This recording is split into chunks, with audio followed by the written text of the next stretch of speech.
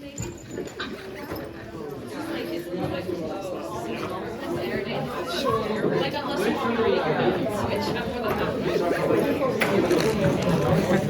right.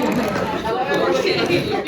And welcome to the grand final of the Queen's ID 2026.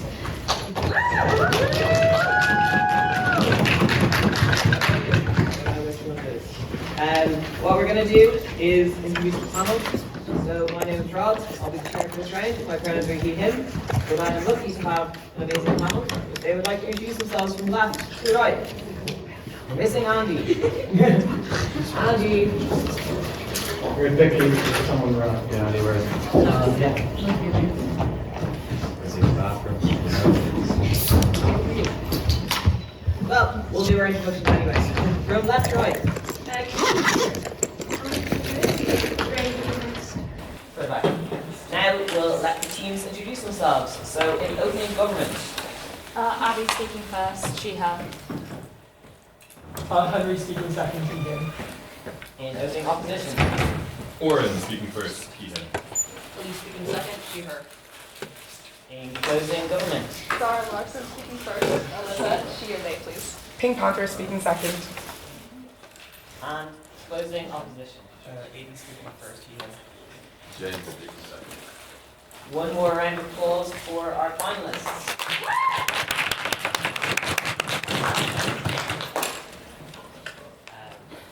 We'll be waiting until Andy arrives until we start.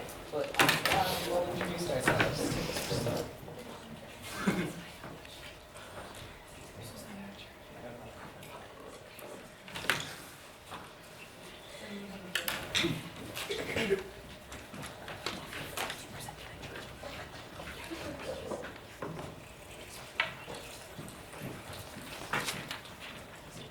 Look at that. So, Prime Minister, take it away.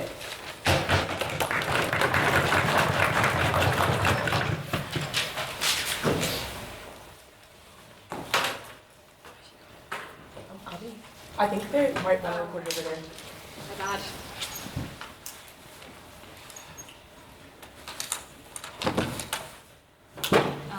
Can people hear me? Do I need to turn it on? Hello? Little red button. The right button, this one. Can people hear me? Yeah. Okay. Right, first I want to apologise because I am British, I am ignorant, and this is possibly the worst debate that could have come out for someone like me going to this competition. So, yeah. Yeah. Okay, I'll be starting my speech in 3, 2, 1. Okay, so what I'm going to be discussing in this debate is first of all why this is going to be something that people want in Ireland and why this is going to be inherently beneficial, and then I'll get into why this is something that is like inherently accessible within 20 years, which is the time frame we're given for this debate.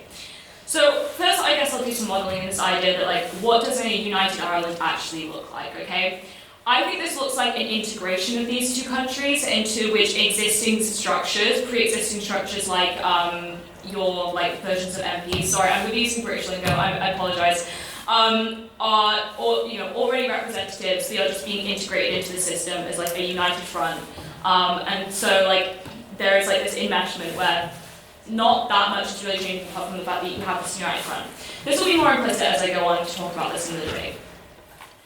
I also want to talk about the way that Ireland has like changed in like the past, like, I don't know, I want to say like 40 years, in which like there is a big demographic change, right? It is not this like big religious, as much of a religious divide as there was previously. For purposes of debate, I'm going to say North and South. I know that it's the Republic of Ireland. In which like there are like Catholics in both like South and Northern Ireland, right? Now, what does this really mean? This means that there is really like not this religious divide that there previously was in this country, and so it's much more likely that people in Ireland are actually going to want this. Now, I think Catholics in Northern Ireland want this because the Southern Ireland is more prosperous, and they probably want to like get in on the benefits that like me and Henry will describe later in this debate on like the benefits of what it means to actually be like integrated, but also because of like Southern Catholics are going to want this because of like this idea of like tradition, right? I think like on average, like Irish people tend to have like Irish pride, and I think like this idea of like a united front is like inherently very like valuable to these people who are wanting to like gain access to these benefits. So yeah, so we found like there is just like this less inherent divide going into this. Also, there's like a democratic mandate for it, right? In like 1998, there was agreement that if there was a majority in the north that wanted to be a united front in Ireland, this was literally agreed that if there was this majority, that Ireland would become a united front. So that there is like very clearly like this want for this, right? There is very clearly like this want of access to being a united front in Ireland, right? Let's talk about the biggest fuck up of England, right? Let's talk about Brexit and how that has managed to fuck up Ireland in another way, right? Like, ever since Brexit, they have like removed EU access from the north. How does this fuck up Ireland, right? This essentially just puts like a massive wall in between trade, in which Northern Ireland are no like longer, first of all, able to access like, I guess like the inherent benefits of like workers, right? Like the EU are constantly moving like workers, like, you know, we saw this example of like lorry drivers. There was like a inherent cut of like lorry drivers that were able to be accessed because Britain has like inherently left the EU and we're no longer able to get them that way. On that point, yeah, I'll take it. Northern Ireland remains a separate jurisdiction in terms of its interaction with EU markets compared to mainland Great Britain. Anyway. On that note, irrelevant. Anyway, there is this just like wall in which they're no longer able to like access this. I think this also just means like another thing in terms of like domestically what's happening between Northern and South Ireland is this idea that like you have this like barrier in which like you are no longer able to like trade is no longer simple, right? If I'm putting something to a country that is now associated with the EU, there are different regulations of what I can send there. There are more checks and balances that need to be checked off before something can actually enter the country. And it's just like generally more expensive to send it there. Now, economically, like, why is it a good thing for this to be like down? First of all, it's just easier. Sending things like across countries will just be more simple because there is not this like regulation acting as like inherently like a paywall for these people. And it just means that like you are able to access like the benefits of trade, benefits of like quicker things, easier, and well, that's actually gonna give. I also want to talk about like the idea of like how people see Southern Ireland, because it seems as like it's got like better GDP per capita currently, and how it like it's kind of seen like as this like thriving entity, right? And how like inherently Irish people are going to want to like buy into this, inherently going to want to like unite with this because they want to be able to have access to like what this actually means, right? Yeah. Southern Ireland also have like more corporation tax. This means that like the companies that actually like work there are giving more to the government. This also means just like generally they're able to like people are able to access more jobs, they're able to access higher wages, and how this is just like inherently beneficial for people who live there, right? And the North are obviously going to want to be able to access that. I'll take another POI that I may or may not choose to ignore. No, okay, I'll take you again. Ireland's GDP is wildly inflated by significant quantities of foreign direct investment that has no material impact on the living conditions of people in the south. Can you say that again? Ireland's GDP is wildly inflated by foreign direct investment that has no material impact on the living conditions of people in the south. I disagree. I think it does have an impact. And I'm sure my partner will be able to recognise this at a later date. Yeah. So yeah, to sum up my points, I think this is something that is very accessible. I think there is like a very obvious like intention from people talking about it. I mean, I'm literally having a debate about it right now, which means it's relevant enough for people to be talking about it, right? I think this is just generally like a pre-existing like want from a lot of people. This is clearly something that people are going for. And I also just don't think it is that hard to implement because there is like on a base level like interests will still be heard by MPs, people will still like have like the systems in place that they actually currently need, and there will not be that much of a change in that regard. I do think it's just better for like things like trade, things like economics, checks and balances. Have I ticked all the buzzwords yet? But yeah. And I also just think it is like better to be connected to the EU than it is to be connected to Britain right now. Britain, like the pound, is like doing terribly. The way that we're doing like our government at the moment is terrible, and it does have effect on like things like the economy, things like what happens to Northern Ireland, and it would be inherently beneficial for like Ireland to like separate themselves from England in this way. And like, let's use Scotland for example right now. They're thriving, they're happy, they love the fact that they hate England and they want a referendum, or and they talk about referendums all the time. I think Ireland should be given the exact same chance to separate themselves and stop people like me from talking about issues about them permanently. And to that end, I will stop talking about Ireland, which I clearly know nothing about.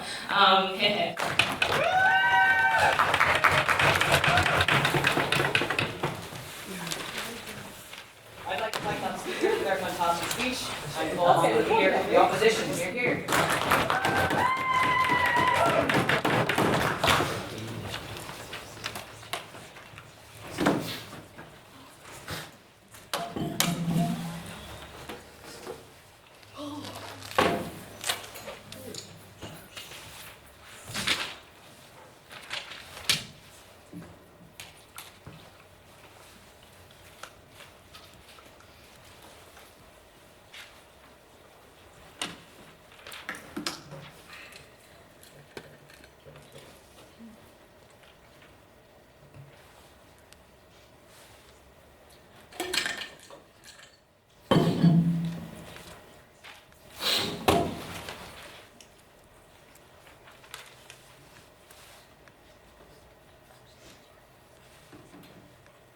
Government have four burdens in this debate. Firstly, why will the North vote for this? Secondly, why will the South vote for this? Thirdly, why will the UK assent to it and facilitate it?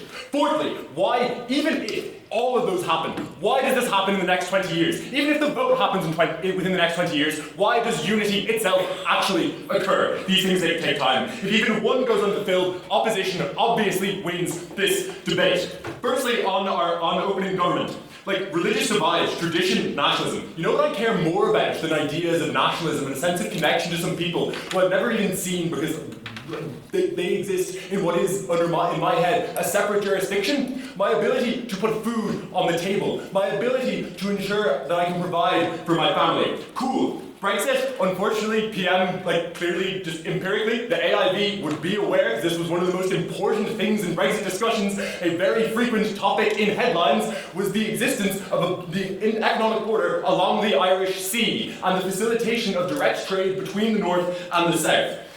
So about Ireland's GDP, foreign direct investment, there's a reason the Irish government uses GNI star, even if that term isn't AIB knowledge. The general thing of the Irish economy is wildly inflated due to MNCs having to preserve for tax reasons is just known. Also, stuff about the UK government, have you seen the Irish government? I don't need to talk about this more. Firstly, why is the North not willing to do this? Firstly, we have the cultural memory of the Troubles. Even over the next... the Troubles ended in 1998. This is very recent. People who lived through this are still alive. Even by 2046, the vast majority of people around, in particular the vast majority of people who are voting, are, at the very least, children of people who grew up in a time where there was violence in the streets. People who remember a time when they could not go out, a time when there was essentially a civil war, when you had terrorist groups and paramilitaries and the British Army enacting violence upon the streets. This is really bad. People really don't like dying. People really don't like having to fear for their lives. People don't like having to fear for their families' lives. Even if this is an unlikely thing to actually manifest in fact, this cultural memory lives on very, very strongly and heavily influences the ideas that people have about things that may occur. In terms of economic benefit, we completely flip this. Northern Ireland, no thank you, Northern Ireland is massively, massively subsidised by the government of the United Kingdom. They receive massive amounts of investments. A massive amount of jobs in the north are public sector jobs. People are employed by the state. The Irish government does not have the same capacity to subsidise the north to this effective extent for the same reason that, I think Gull actually mentioned it, that Ireland's lower corporation tax means we don't actually have that high of tax burden. We don't actually manage to collect a significant benefit. I'll get on more as well, it's so important in a moment. The economic disaster this would be for people in the north. The UK heavily subsidises things, and also, Ireland's because of Ireland's dependence on foreign direct investment, they're heavily dependent on like external conditions, and this is just like wildly contingent. Even if there are no particular factors, people perceive it to be the case, and people are afraid. Like if you look, for instance, at the US, a lot of the major MNCs in Ireland are American firms. You look at the increasing amounts of protectionism occurring in the United States economy. People go, maybe this isn't necessarily the most stable form thing, which means even if there's a border pull, people are unlikely to vote. Yes. Vital thing, public services. The north of Ireland, as it stands, has free healthcare. The south has the highest GP fees in all of Europe. Please. Given that the NHS in Northern Ireland is in a far worse state than the HSE in terms of waiting list, surely that's a price that most people will be willing to pay to get better healthcare. I think the idea that the south has the capacity to pay for this just doesn't work. I think the South already, like I said, has significant constraints to the amount they're spending on it. The political capital in the South, which I'll get on to in a moment, is just very limited.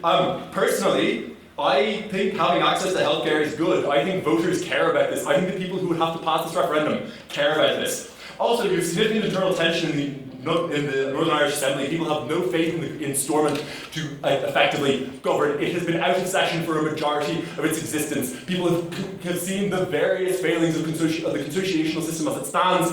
People are unlikely to believe this is that they would do it. Well, you also have the increasing popularity of Alliance as a party and more people opting out of the nationalist unionist divide at a political level, which demonstrates that this may not be the highest priority for voters.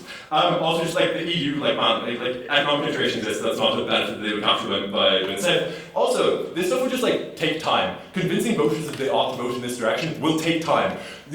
Facilitating a plan that will get people to do this will take time. Actually implementing the plan, even if the border poll happens in the next 20 years, actually implementing it will take a long time. This is because people want to mitigate potential economic effects, this is because people want to mitigate the extent to which we might see backlash, etc. Cool. The South. Economic cost to Southerners. I care more about my ability to feed myself and to look after my family and to afford necessities, which again, mind you, the South has been facing a cost of living crisis for years. No, thank you. What this means is that at the point that the tax burden for this increased cost is disproportionately likely to be realized as an increased tax burden on ordinary people, the ordinary people who would have to vote in a referendum to pass this, those people are significantly disincentivized to vote for this, at the point where it would mean they are losing money. Many people already struggle. Ireland has 17,000 homeless people right now. That is a lot of people. A lot of people are very afraid of this. People in economically precarious conditions are not going to vote for a policy that would make them more economically precarious. You also have the continuous de-radicalization of Sinn Féin as they attempt to get into power to make themselves palatable because the previous stuff about cultural memory of the Troubles. They are unlikely to have the capacity to get in government for long enough for this to actually be enacted. Also, simple issue, Southerners don't really care. The North, as far as most people are concerned, is up over there. A majority of Southerners haven't been to the North in the last 10 years. People get conceived of the issue of the Troubles, they go even if whatever, they don't want to risk it. Also, the South is comparatively higher degree of immigration, which means you have more people coming from backgrounds that aren't necessarily very invested in this divide.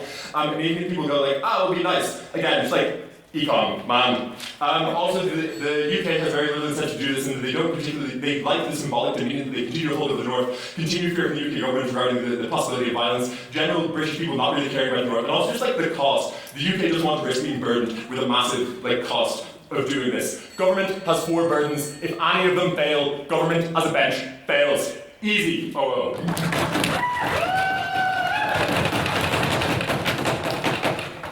We'd like to find out speaker for the quiet speech and call on Deputy Prime Minister. You're here.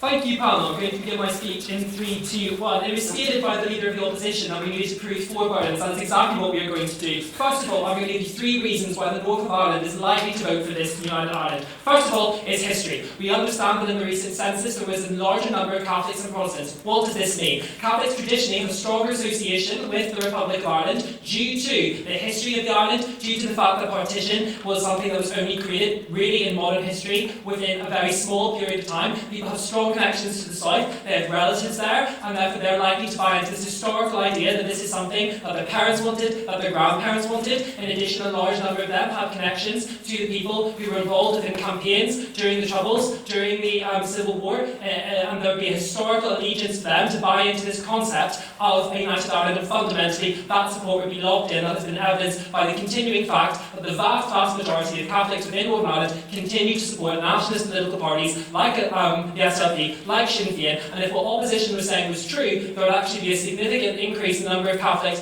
voting for other political parties, which has not realistically taken place. That point is defeated. Again, the second reason why the Northern Ireland vote for this, economics. What the opposition has tried to do is try to say that our point about foreign direct investment is bullshit. That is not the case. Why does Ireland have a low rate corporation tax? They want a large number of international foreign companies to come. Yes, that is a low rate. They're still claiming money. What does that money do? It means that it can be invested into public services. It means that it can be spent on a sovereign wealth fund, which over time accumulates wealth that has been created. People from Northern Ireland would want to buy into this concept. They would actually get a better deal. They would get better public services, coming from the argument that I'm going to give. Because ultimately, the simple fact is that if you are recouping more within foreign direct investment, that could also be integrated into Northern Ireland. Those companies could choose to set up in Northern Ireland. There are a number of industries in Northern Ireland which could benefit from this low rate corporation tax and expand, which means that their actual overall intake of money would go up. That money could be reinvested into public services. Yes, the NHS was the point that was referenced. That is a bullet that would have to be taken by the people of Northern Ireland. That is something that has been done in other countries. We've seen in Australia that voters have actually opted to move from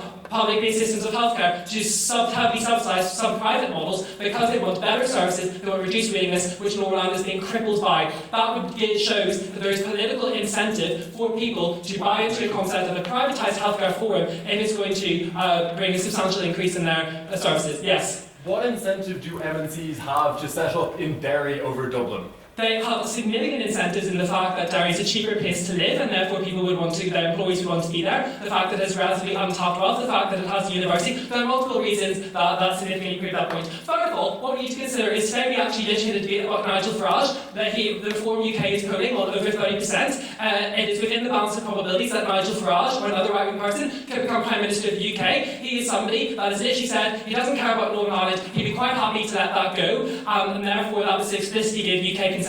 Even if you're not going to take us on that point about Nigel Farage, we've got a low burden to prove to you, which is the simple fact that the UK agreed in 1998 as part of the Good Friday Agreement that if there was a 50+1 vote, they would ultimately allow for Ireland to take place. UK consent, no thank you. UK consent is not an issue. That has been already given in the context of the Good Friday Agreement. They will do what the people of Northern Ireland want. I've already outlined to you why Catholics and some Protestants from the economic background would ultimately vote for this United Ireland in terms of services, and Nigel Farage would serve as an impetus again, because they would feel that the country that they were that has sovereignty over Northern Ireland would not be representing their views, would not be representing a progressive form of politics, a safe form of politics that they would want, and that would ultimately cause problems. In addition to the point about the EU, the point that was raised by my first speaker was significantly about trade barriers. Trade barriers still exist. This concept that Northern Ireland, in a very highly advanced economy that it is, would just have products, and yes, there is no significant trade border between the north and south. However, there is a border within the Irish Sea that continues to cause problems in terms of equipment being transported from Ireland to England back to Northern Ireland to the south. That is ultimately incohesive because of the way companies are organised, being UK-based companies having their UK operations in Northern Ireland. If there was a United Ireland, that means their Ireland corporations would be on one island, which significantly ease the barriers of trade because they wouldn't be moving across that Irish trade border. In addition, the people of Northern Ireland would be part of the EU economy. That would bring significant benefits in the sense that they have access to much wider markets. Companies would be incentivised to go back into Northern Ireland because they would understand they have access to the entire customs union and single market with its freedom of movement, freedom of services, and other fundamental freedoms, which would continue to bring economic prosperity. In addition, the cost of subsidies could significantly be diminished by the fact that voters would be likely to fundamentally buy into the concept of having a united Ireland, because there is an element of the fact that there would actually be an improvement in the economy of Northern Ireland if United Ireland take place, because of those trade barriers that have now been overcome by the reintegration of the EU. In addition, it is also likely that the EU would restore the funding that they previously given to Northern Ireland when it was part of the EU as part of the UK. That serves as another impetus for the voters, especially Protestant voters, to buy into that concept more investment. The South, 98% of people in the Good Friday Agreement in the Republic voted for it because they wanted United Ireland. It was still in our constitution. We've got that in the bag. Everyone on the South, Pride Belt, is going to be voting for United Ireland. Why? Again, because of history. Yes, I'll take that one. The idea of agreeing to this mechanism being created in the future isn't the same as being willing to vote yes in a border poll tomorrow. Ultimately, those individuals in 1998 decided through thick and thin that if there came a time in which Northern Ireland was going to consent to United Ireland, that is something that they would support. It is highly likely that the children of those people that voted for it would again side with their parents because they are in a family, because they're more likely to share political views. That is something that we all accept. That is a argument that's proved on our side, that we've got the majority of people on the side voting. That brings us to the third point, where you can consent, that's already covered.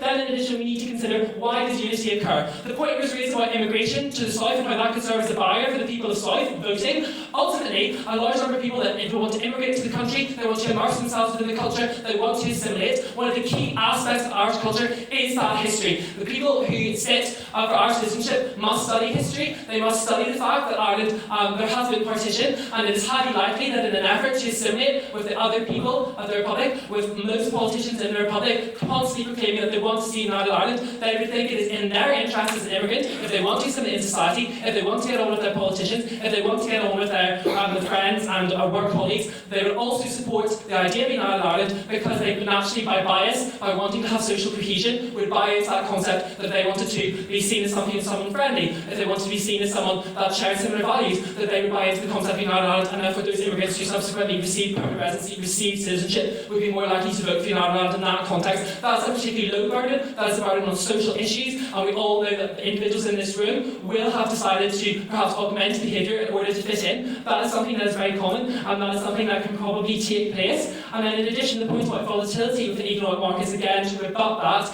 it is that Ireland continues to have a budget surplus. That budget surplus could significantly cover any form of deficit that would be brought in by Northern Ireland, in addition to the benefits of trade. And it would be highly likely that people would be willing to bite the bullet within the short term for that higher quality of life that is received. So ultimately, what the government have brought to you is the meeting of the four burdens. Why has the North going to vote for it? We've already outlined better economic prosperity. The South are going to vote for it too. The UK is going to consent, they've already given it. Why does unity occur? Because it's set to happen. Thank you very much. I'd like to thank speaker for their fine speech and call on the Deputy Leader of the Opposition. Here, here.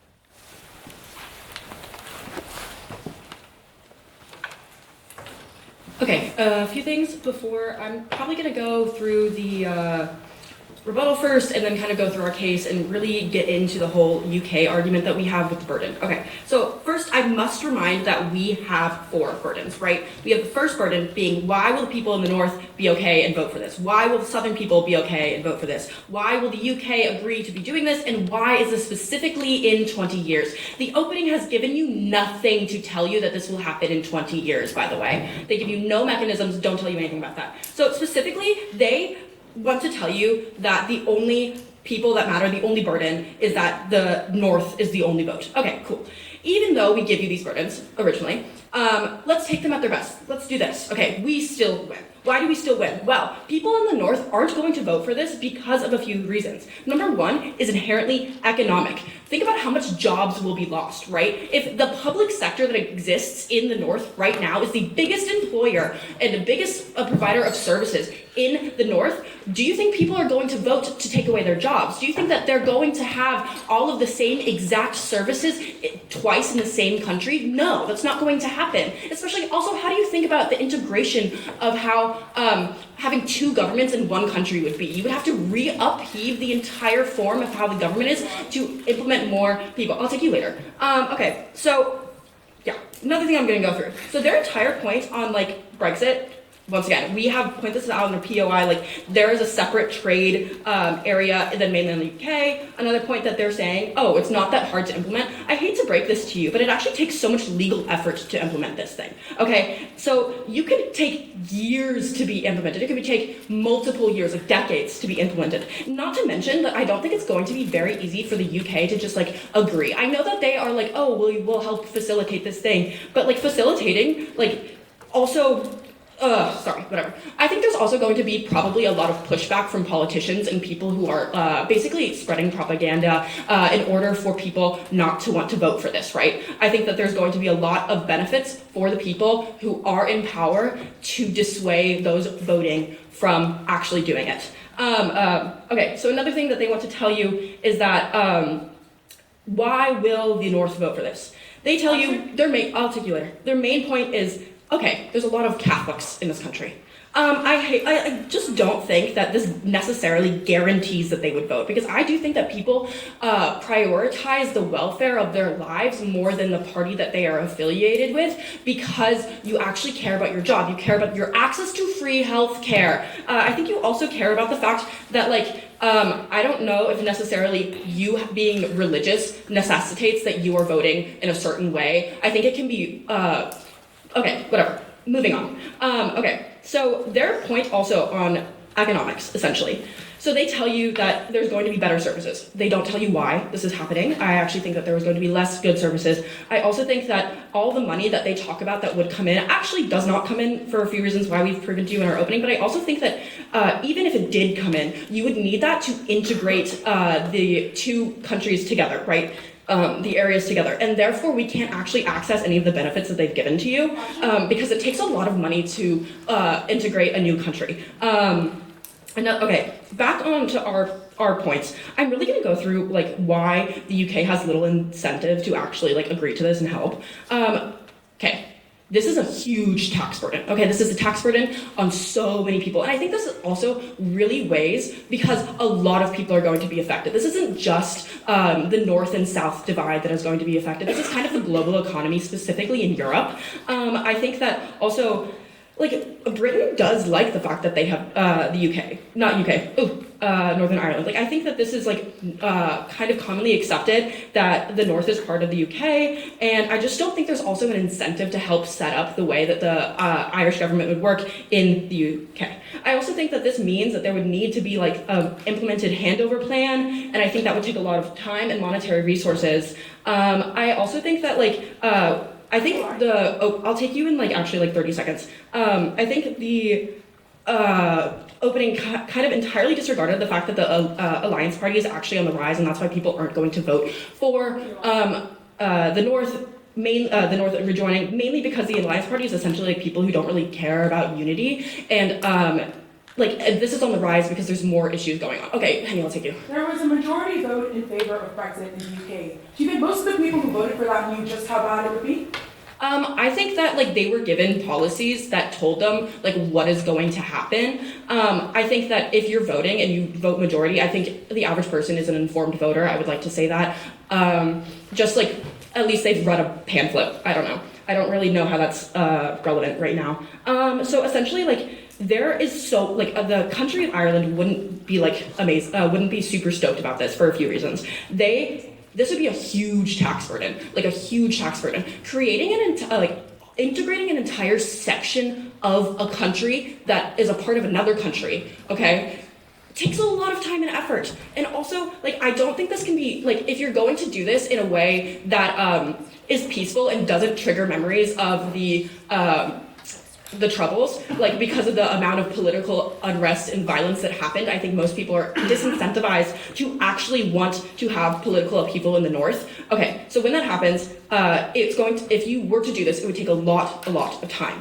Why would it take a lot of time? Mainly because people are sensitive. People actually have emotions and like memories and things like that. And I also think that it's gonna take a lot of money. And the idea of implementing a new tax just so like the North, even though they already have a function in government, can just join, I don't really know. Okay, so here's why we win. We win on a few reasons.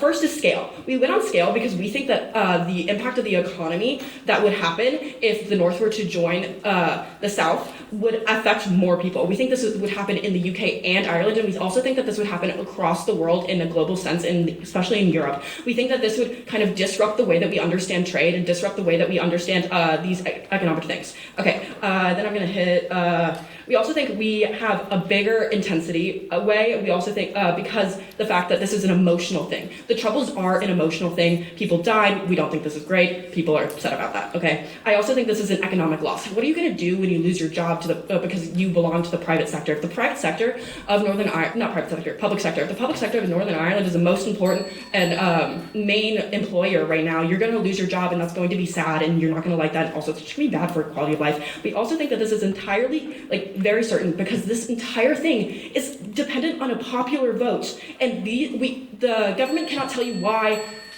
Yeah.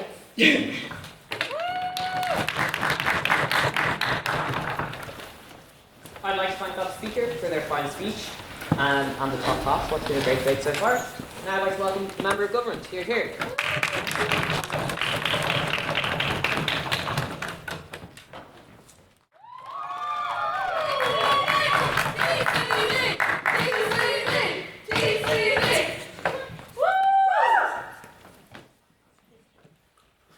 Okay.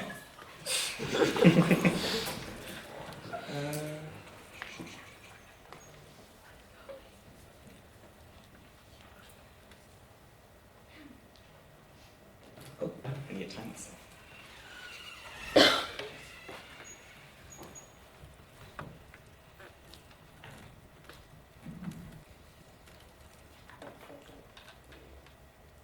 Right. Two main responses to CG. First, on the role of media. We can completely buy the impacts that media might do on an individual. The media can incentivize someone to just do something, and they want to do it now, and this can get rid of the rationality. I have two main kind of issues with this. One, you're not acknowledging the fact that people are just inherently going to be strong-minded. You're going to have minority groups on both sides that are not going to change their views, no matter what their phone or TV says. These views could have been ingrained in them from generations to generations to come. This will never change them. Furthermore, I don't see how this can't be flipped. Like, if you have the main points that we get with UK national media not paying attention to Northern Ireland, even if we buy that this is true, this doesn't affect the fact that social media can be created by any single person in the planet, which means that people in Northern Ireland who are strong-minded against unification can go on social media, post a TikTok or two, and that will get spread. So I don't see how this media point is inherently, pushing towards unification. So what am I going to bring you here today? Firstly, I want to talk about another main problem we see with CO's case, CG's case. And we're going to talk about just inherently why this will take God knows how long, and why we don't think this is going to take 20 years. And furthermore, I'm going to expand on these 4 burdens. I'm going to tell you which burden is the most important, and I'm going to tell you why we, as CEO, extend on the points from OO to give more actual proof for the one burden that is the most important. Therefore, we win the debate. So firstly, what are the 4 burdens? Firstly, you have the burden of Northern Ireland getting a majority, Ireland getting a majority, the UK agreeing to it, and within 20 years. Firstly, if we, I'm going to actually agree with I'm going to agree with OO. OO says the Irish people in the South don't really care. They don't really have much careness of Northern Ireland politics. So what I think this means, it implicitly means that the burden of Northern Ireland is just more important for this debate than the burden of Ireland. We think these burdens still fucking exist, but we think the Northern Irish burden is more important. So, what do we bring for Northern Ireland? Firstly, what does Northern Ireland currently get? We think Northern Ireland currently gets a lot of benefits from the agreement that it currently has with the United Kingdom. These are benefits such as dual citizenship. What does this mean? This means that because of the Good Friday Agreement, which has been mentioned multiple times, if you are a citizen of Northern Ireland, you are eligible for a passport of Ireland and the UK. This is a net positive because even if you are an individual that wants to get economic aspects, in my opinion, economic schmeconomics, but if you want to get the benefits of being an EU citizen, you can as a Northern Irish citizen. These are not one-sided benefits. You kind of get these on both sides. Furthermore, what other benefits? Healthcare was mentioned, free healthcare. We love free healthcare. But furthermore, freedom of movement. They have to expand on the healthcare point that was brought up, Northern Irish people are allowed to be on the waiting lists of both healthcare systems. What does this mean? This means that if you are in your free healthcare system, and your free healthcare system could have troubles because it is, if everyone is on healthcare, they can be, long waiting lists. What this means is that Northern Irish citizens are able to go on Irish waiting lists. Furthermore, this is an implicit positive that Northern Irish people get in the status quo. So we have these are just current benefits that Northern Ireland sees. These are the current benefits that Northern Ireland sees. So what we have that we're going to fill in from OO is why exactly this is going to take a long time. So I'm going to do this in two main aspects. One, all of these agreements need to be changed in some way, shape, or form. Firstly, this is going to be like legal ramifications of completely changing the Good Friday Agreement from no longer existing and instead a country being unified. So this impacts healthcare systems, as brought up previously. This also impacts the fact that the education system is different. The infrastructure system is different. Laws are different. Regulations are different. These are so many burdens that a government, even if you had both parties want to do this, this is such a massive burden that we don't see on SciGov ever reaching. Furthermore, these benefits that Northern Ireland currently get are an explicit good, and mainly the citizenship clause and the open border. The main reason I want to do, which is what I'm going to be definitely expending on the most from OO case, is preventing political violence. What we get from OO is that cultural memory, it's generations upon generations. We think this is a lot more fucking important for this debate because we think this is a lot more certain than certain economical aspects. I don't know what the market's gonna look like in 2 years, 3 years. Yes, economics can happen, it can be a sway, but we think the political violence and the societal aspects of Northern Irish people wanting to vote is just implicitly more important for this debate. And we win this on CO, don't knock. So, what do we currently have? So what do we currently have with, why do these agreements have in place? Why does the Good Friday Agreement exist in the first place? This is to stop political violence. How does this stop political violence? Political violence broke out in this, I'm going to very much hastily summarize this, I do apologize. But mainly, political violence broke out because a proportion of Northern Irish people wanted to stay in the UK and wanted to be the UK national identity, the UK citizen, and others wanted to be the Irish identity, the Irish passport, the Irish citizenship. What the Good Friday Agreement does implicitly for them is that it gives both of them their good end. If you want to be an Irish citizen, if you want to have an Irish identity, you can. If you want to have a UK passport, if you want to be a UK citizen, if you want to be a West Brit, you can. But what we have is when you have a push towards unification, if unification were to happen, this just doesn't exist anymore. Because we would need to get rid of the agreements put in place for a shared border to have a unified border. So what this means is that the proportion of the people, even if we buy that Northern Irish people voted for this, there's still going to be a proportion of the UK population, let's say 40%, random ass number, that's going to be unhappy with this. Why? Because they're closer to the UK identity. They're closer to an identity that is not Irish. So what does this do? Unification will just inherently cause violence. This is bad. I'm going to just OO says why violence is bad. But what this means for the people of Northern Ireland is they are remembered of the cultural memory. This is systemic. You have generations passing to younger generations of the troubles, of the things that happened. So what that means is that this is something that will be passed on for generations to come, even if we are seeing some improvements. And because the people in Northern Ireland are so remembrant of what happened in the troubles, what happened in this political violence, it is the main factor in their decision in whether or not to unify. And since they know that OP has this, since they know that unification will cause political violence, they will be increasingly desensitized to ever vote for a united Ireland. For those reasons, CO.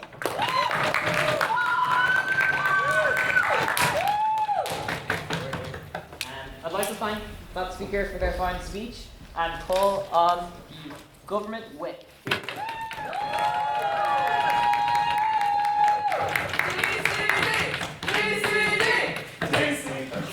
Before I quickly start my speech, to flag the thing Alyssa said, if you have issues with what she said, come fight me. I want to quickly say two things. Firstly, I want to start on a positive note. I want to just plug, I'm competing a competition on the 23rd of May, Hypothetical Open. It's a fundraiser competition to raise money for the Dublin Simon community, which helps homeless people. And I think it's a really important cause, and I would really urge all of you guys to apply as judges, speakers, or even just to promote the fundraising thing when it happens.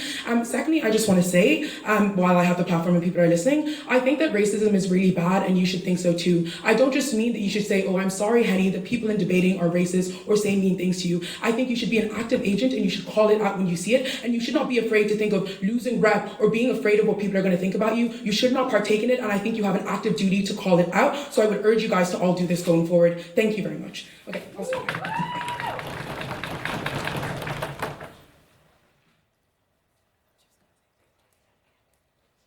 26 plus 6 equals 1. I may consider myself to be a raging nationalist who wants all 32 counties to come back together, but if I'm being honest, I don't know a lot about history. I couldn't tell you who some of these people, like James Connolly or whatever, are. This is just an intuition pump to show you history that the other three teams in the debate talk about doesn't matter. What talks about is your real life. I care about things like even like my mother's culture and in the past, but it is never who I am. It is never connected to me. It's not what I see in the real day. This already weighs why Alyssa's analysis and the premise of the case itself already beats all of the other teams in the debate. That is, if every other team in the debate can successfully prove to you that their premise happens and the impacts that they talk about happen, the extent to which what Alyssa talks to you about is greater than that of other teams, for the reasons that, let me just give some of those reasons now, it's why you're more likely to just care about things that happen in the present than the past. Firstly, you feel like you have more agency and identity over these things because they happen specifically in a way that affects your life, compared to things like history, which oftentimes you weren't born, or maybe you were just very young, so it feels like it's connected to your parents or your ancestors or other people around you. People want to have a sense of ownership and belonging in the world, no thank you, so you have a stronger incentive to want to hold on to the things that Alyssa tells you. So even if opening government or opening opposition prove all of these things, the extent to which it happens on Alyssa is greater, meaning you should already weigh her on certainty. We are more certainly able to prove that these things are likely to happen. What is the impact of what Alyssa tells you? But firstly, what are the responses we get to this? First thing that Aiden says is basically just that people are strong-minded and won't ever change.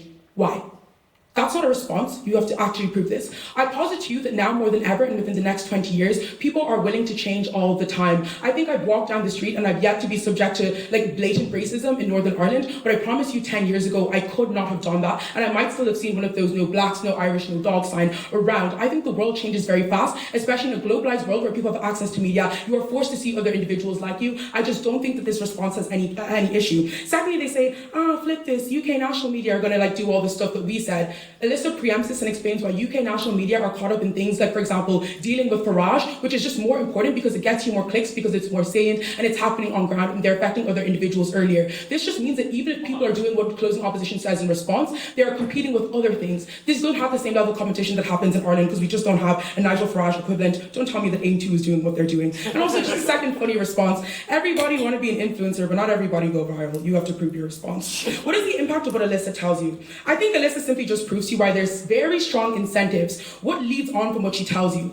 Firstly, this means that you're able to push resources to do these things. The bottom-up approach in cultures, when you literally have massive influencers with millions of followers like Lauren Wheeling telling young people that it is cool to vote for these things, people who tell their parents so, parents who yes care about their history but care about their children even more because they're a manifestation of you physically and you care about them. Parents are willing to change their ideas based on their kids who they care so much about and see themselves in, and they want to vote to help their children and make them feel happy. This pushes strong incentives for people to force politicians to actively do this, to force Fine Gael and Fianna Fáil and Sinn Féin and other people to be the parties that are able to do this and to make it come into passing, to be able to force these people to actively do so. It also pushes the urgency. People want to do this now. Politicians fight about this because it is politically salient. You want to be the incumbent party that is able to pass the unification of Ireland, given that so many people want it, as Alyssa proves to you. No, thank you. I posit to you these incentives and the impacts here strongly prove that we are able to do this on a very fast timeline. This is going to become a massive issue that people actively want to do, and they want to act now so that they can get the political points and credit for doing so. Removing any of the opposition responses on this not happening within the time frame happening,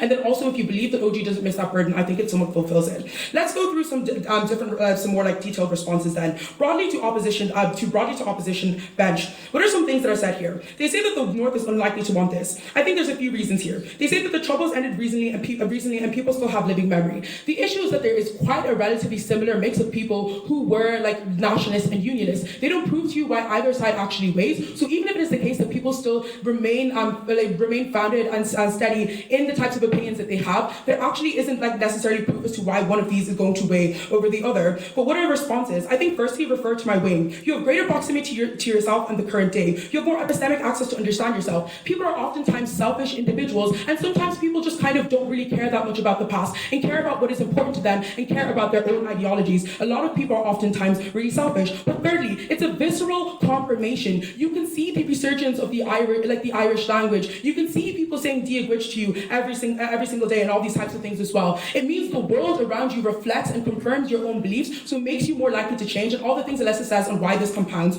over time. So I think that people actually do change. 2, they say that the UK gives Northern Ireland massive funding. I want to point out a few issues with this. Their DLO then also says that the UK won't agree because they like having Northern Ireland. There is a tension here because the UK gives lots of money to Northern Ireland. It doesn't make profit off of them, as they say. They probably have every incentive to want to let Northern Ireland go because it is an economic burden on the UK. Other reasons are it is a logistical nightmare to be able to do as much transportation of goods when you have to go across waterways versus Manchester trains, which are often more expensive and they're also less politically represented, and it's less salient. No, thank you.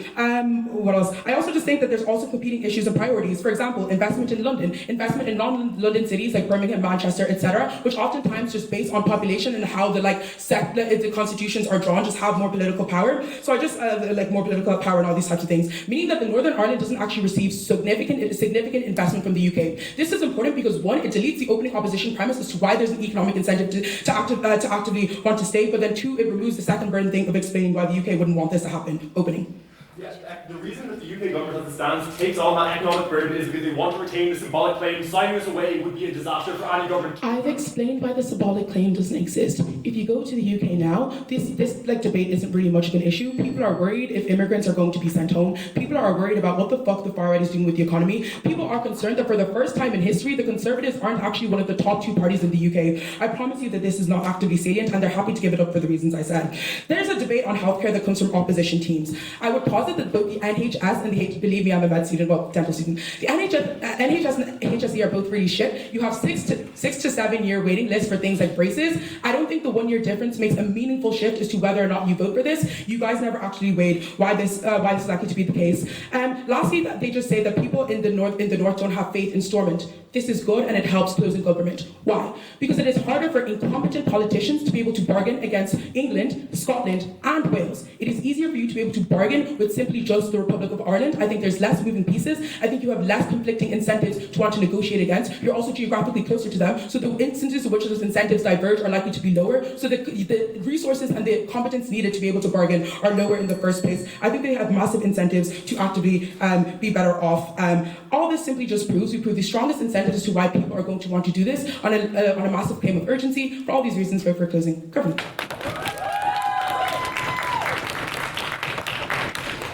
I'd like to thank that speaker for their fine speech and call on the opposition whip to continue the debate.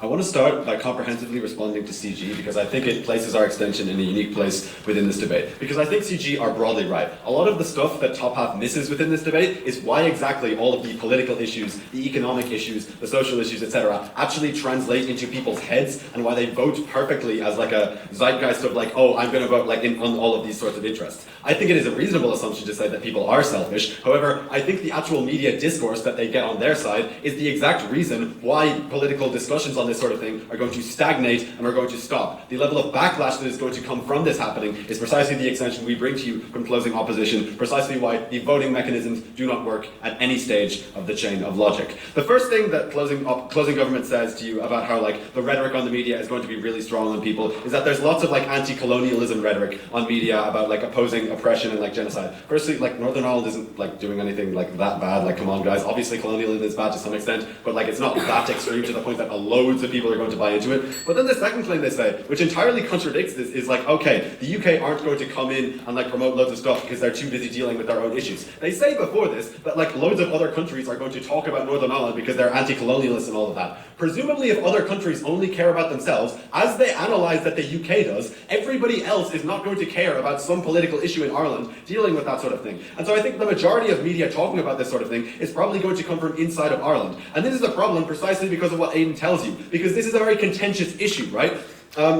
CG never proved to you why the majority of the discourse happening is pro-United Ireland versus anti. I think there are a lot of people on either side, and like realistically speaking, like yeah, okay, if people are like being strong-minded isn't necessarily a sort of thing. I think generally people who are conservative are the majority of people. The young people that CG talk about are like famous for like not having a lot of voter turnout and being like disenfranchised in terms of politics and all this sort of thing. But I would posit then that in CG's best case, you have the discussion starting. Maybe you have people talking about United Ireland. Maybe you have people thinking, hey, maybe this will be a good idea. Maybe you eventually do get a United Ireland. But I would posit that the backlash that Aidan tells you, the fact that you are taking away people's opportunity to access a dual citizenship, I would note that this uniquely activates the mechanism from opening opposition about how they tell you you have a traumatic memory of the Troubles. I think CG is right to point out that a lot of people, this maybe isn't too proximate to them. But as soon as I think, first of all, this is uncharitable. Like obviously parents are going to pass down these issues. It's a very recent issue in a lot of cases. But for these young people to now have this brought away and have this issue, which they are likely to have inherited from their parents, I think you activate this mechanism a lot better and have a lot of angry people who are then going to go to the media that they talk about. And I think what happens is you start discussion, but as soon as you start discussion, you realize how contentious this issue is, and you have strong counter-narratives forming to go against that sort of thing. Meaning, at best, they get loads of bipartisanism on their side, meaning there's loads of people saying,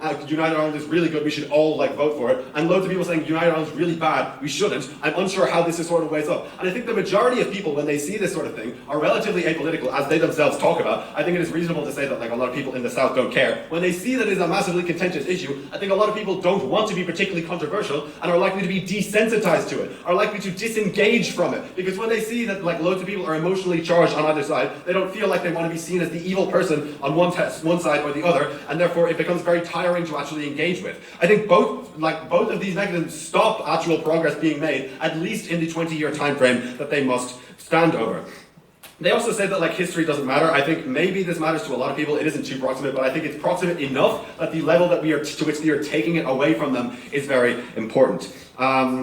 Secondly, they say okay, you're gonna you get political pressure to force politicians into doing the sort of uniting Ireland and that sort of thing. And I think I've already explained this already, right? You might get some level of discussion starting. I will posit that all of their analysis is reasonable enough to say that some discussion starts. The burden that they miss on this, and Oren points out the 4 burdens, the 2 which are most important are Northern Ireland, which Aidan talks to you about, and what I'm going to talk to you about is how this does not happen within 20 years, right? Because this, the sort of spiral thing. You might get discussion, but the backlash we uniquely prove to you in closing opposition makes it unclear how this actually is going to translate into political pressure. Because presumably the level of pressure these people are experiencing is probably going to be from either side. You're probably going to have unionists pressuring them to the same extent that people who are nationalists are going to. And so I'm unsure why exactly the voting is going to be a vast majority to actually get this sort of happening. But even on this, I think the voter buy-in actually on government side is probably pretty marginal.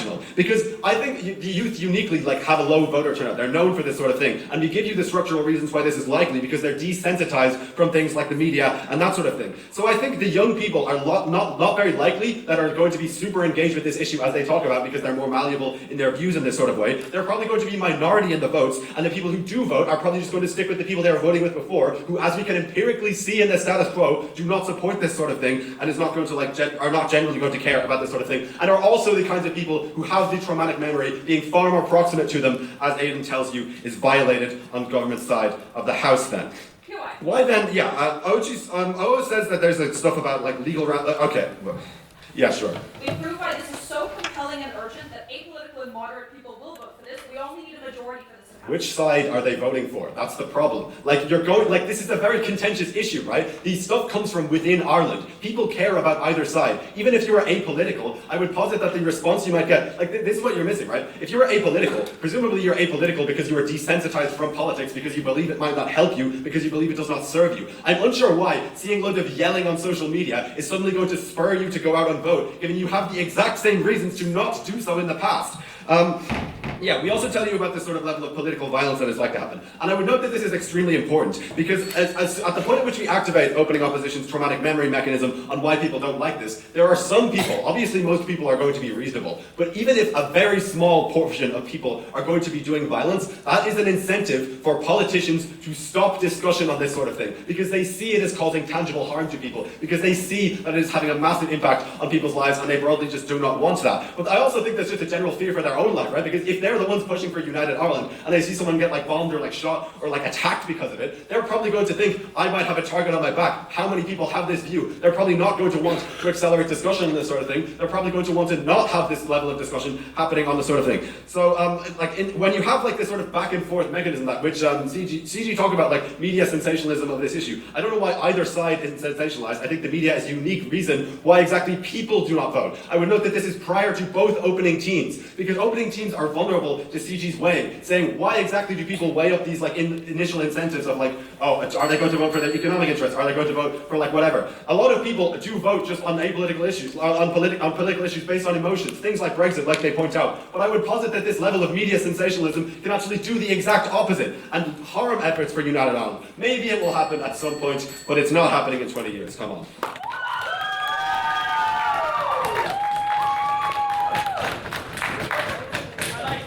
All speakers for what was a great debate.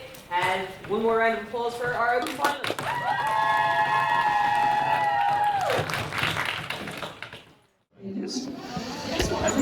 Right. Hello. I just want to do a quick roll call for all teams and judges that are needed. So, do we have from the office final UCC Philosoph David and Leedy? UCC Lost Off Depends? Yeah.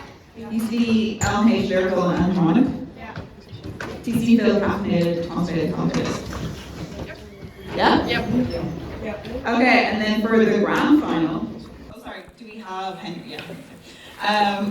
Do we have Cardiff A? TCD Hist, guess who wears the pants? Pink Panther, Zara Larson.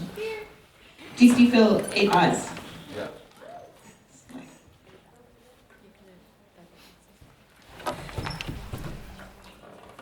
Okay.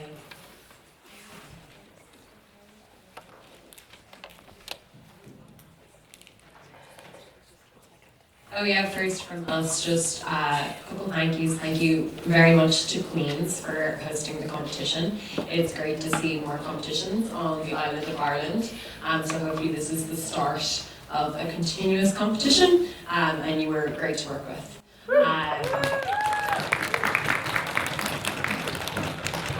Thanks then to all our judges who came. Obviously the competition couldn't run without you. And to all the speakers as well. And to Yvonne and to Equity.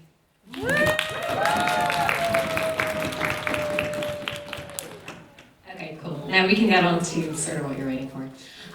Which are speaker awards. We're going to do top ESL speaker, top 5 novice, and then top 10 open, and then the results of the novice final and the grand final.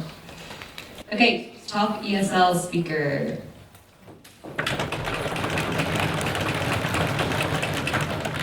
Okay, I think you go.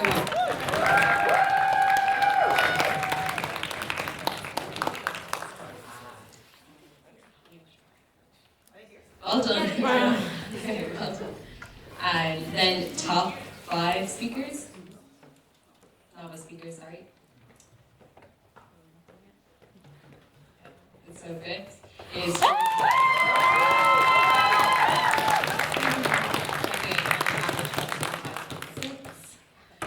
fourth then is Finny. 8. Third, David.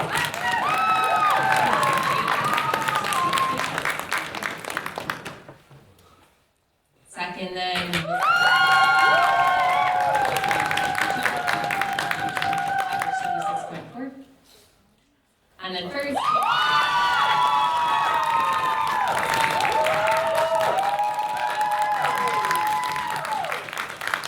Amazing. Now, on to the top 10 open speakers. We have a 3-way tie for 9th place. So, first person, this could be in different order. They're all on the same side. Oh, amazing. Okay, so the 3 people who are 9th at this competition are David McCarthy, Richard Kumar.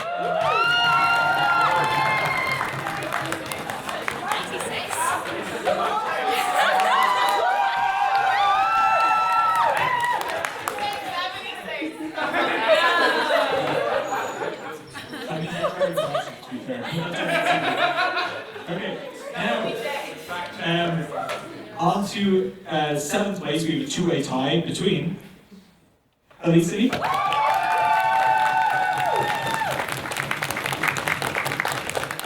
Moving up to 6th place, we have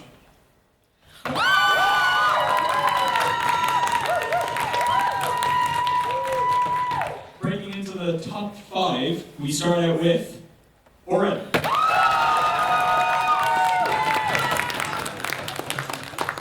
We have a two-way tie for 3rd, and that is between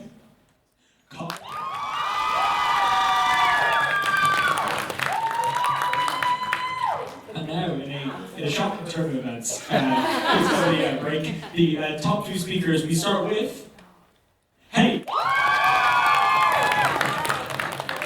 And the top speaker for this year's QUB Open is Tanya.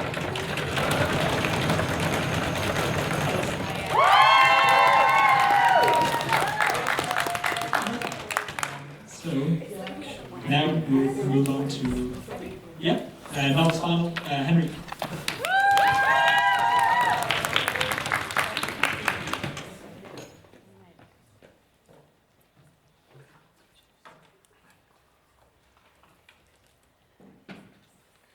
Hello everyone.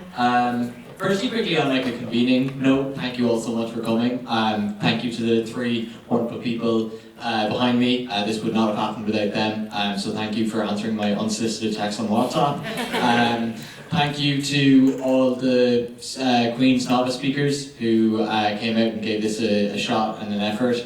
As was very importantly pointed out, this will be the first of many Queen's Opens to come. So, but you don't really give a shit about all that. What you care about is the results. So, in the novice final, we had in opening government, UCC Philosoph David Leahy. In opening opposition, UCD Glossop It Depends. In closing government, UCD LNH Lyrical and Harmonic Society. And in closing opposition, TCD Phil Cafe. So, without further ado, the winning team of the novice final of QUB Open 2026 is closing government, UCD.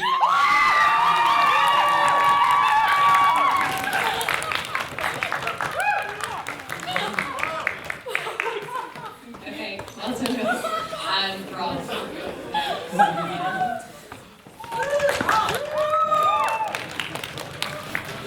Hello everyone, is this working? Yes it is. I had the pleasure of judging and chairing the final of Queen's Open.